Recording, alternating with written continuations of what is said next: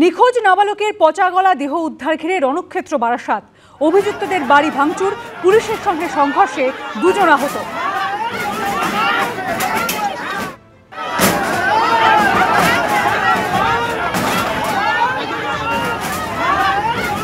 নাবালককে নৃশংস খুনের অভিযোগে উত্তপ্ত বারাসাতের কাজীপাড়া।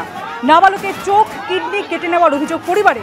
পুলিশ প্রথমে অভিযোগই নিতে চায়নি, এমনটাই অভিযোগ করেছে নিহতের পরিবার। পুলিশকে রক্ষা করে ইট কিছুক্ষণের জন্য যশোর রোড অবরোধ করা হয়।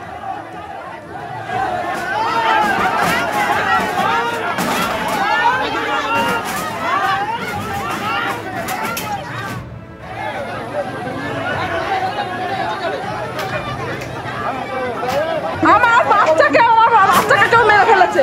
আমি চাই সবাইকে সম্মান করে জেরা করা হোক, জিজ্ঞাসা করা হোক। রাখা হয়েছে। আমার বাচ্চাকে মেরে ফেলেছে।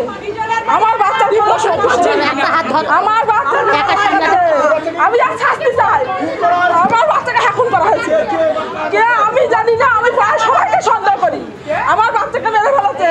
আমার সোনার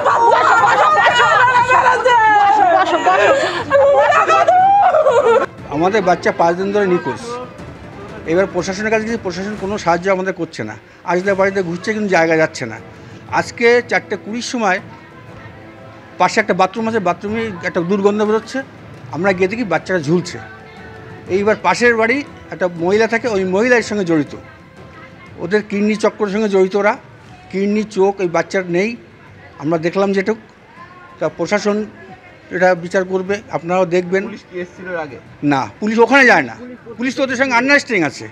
পুলিশ ওদের কাছে টাকা খাচ্ছে, এই জন্যই ওদের কাছে যাচ্ছে না। পুলিশ আজদের বাড়িতে ঘুরছে, কুকুরও এনে আজদের বাড়িতে ঘুরছে, কিন্তু জায়গায় যাচ্ছে না ওরা। পুলিশ আপনাদের কাছে সাহায্য করে না, পুলিশ আমাদের কোনো সাহায্য করেনি। আমাদের হ্যারাস করেছে পুলিশ, আমাদের গায়ে নদীয়ায় নিয়ে গেছে, ইয়েতে নিয়ে যাচ্ছে, সেখানে নিয়ে যাচ্ছে, জায়গায় যাচ্ছে না। আমরা কোনো দিকে পাইনি। তখন আমরা 10টা বাজে, 10টার একটু আগে আমরা আইনের দ্বারস্থ হই। আমরা পুলিশের কাছে যাই, গিয়ে পুলিশ প্রথমে রিপোর্ট নিচ্ছে না। এইটা লিখে নিয়ে আসো, ওইটা লিখে নিয়ে আসো। যার ঘরের দেয়ালে রক্ত পাওয়া গেছে, যা ওই পেছনে যে বাথরুমে টাঙানো ছিল, সেই মহিলা বোম্বে থাকে। বোম্বে থেকে লোকের ঘর কিনেছে।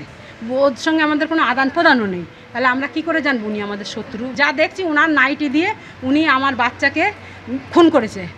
প্রথমে মাথায় মেরেছে, মেরে আমার বাচ্চাকে খুন করে আমার বাচ্চার কিডনি সব কেটে নিয়েছে, চোখ টোক সব তুলে নিয়ে উনি পাচারকারী।